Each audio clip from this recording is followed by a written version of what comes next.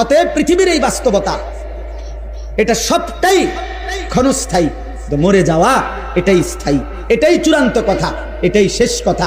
হাসলেও চলে যাবেন, কাঁদলেও চলে যাবেন। সুখের রাত্রিও ভোর হয়, দুঃখের রাত্রিও ভোর হয়, বাসর রাতও ভোর হয়, ফাঁসির রাতও ভোর হয়। রাজপ্রাসাদে যে থাকে সেও একদিন কবরে যাবে, জীর্ণ কুঠির কুড়ে ঘরে যে থাকে সেও একদিন কবরে যাবে। তিন বেলা ঠিক মতো যে খাইতে পাইছে সেও মরে যাবে, এক বেলাও যে খাইতে পায় না সেও একদিন মরে যাবে। অতএব বন্ধু আমার, মৃত্যু যেহেতু নিশ্চিত, কবর যেহেতু নিশ্চিত, চলে যাওয়া যেহেতু নিশ্চিত, অতএব এখনই সুযোগ, এই হায়াত থাকতেই ওই সময়ের কিছু প্রস্তুতি নাও, नहीं तो आर फिरবে না। ऐसे रहे या वैसे रहे वहां देखना फिर कैसे रहे। বুজুর্গানে দিন বলে, এ আল্লাহর বান্দা, এভাবে কিংবা ওইভাবে, মানে সুখে কিংবা দুঃখে, হাসি কিংবা আনন্দে, কান্না কিংবা বেদনায়, দুনিয়া একভাবে না একভাবে পারতে হবে।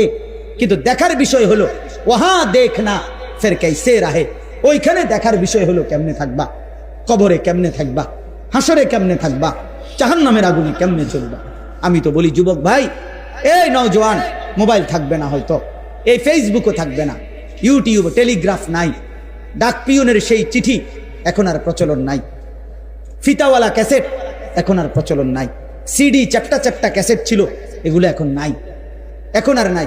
সেই বাটন মোবাইলের প্রচলন তেমন একটা নাই। আমার মতো দুই চারজন, গোটা পৃথিবীতে দুই চারজন বেকুব, আমার মতো আহাম্মক ছাড়া আমার মনে এরকম ছোট মোবাইল তেমন কেউ ব্যবহার করে না। বুঝেন নাই কথাটা? আমরার মতো হয়তো দুই চারজন বলদ, আমরা এখন এটা কি করি, ব্যবহার করি। আর নাই তো সবাই এগুলা নাই। এর চাইতে বড় যেগুলা ছিল মোটরোলা সেট, এটিও নাই।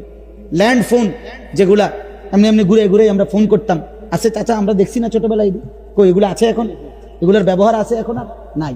তাহলে আমার এই 44 বছর বয়সে কত কিছু দেখলাম, আমার মাত্র 44 বছর বয়স, এতেই এত কিছু নাই। তোমরা আগামী 44 বছর পার করতে করতে দেখবা কিছুই না, অনেক কিছু নাই।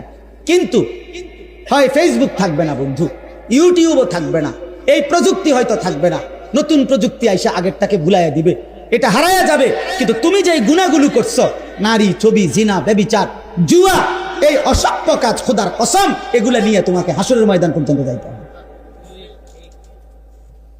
এগুলা তুমি সরাইবা কেন? মোবাইলে না থাকবে না, কিন্তু তোমার গুনাহ, তোমার গুনাহ, তুমি এটা সরাইবা কেন?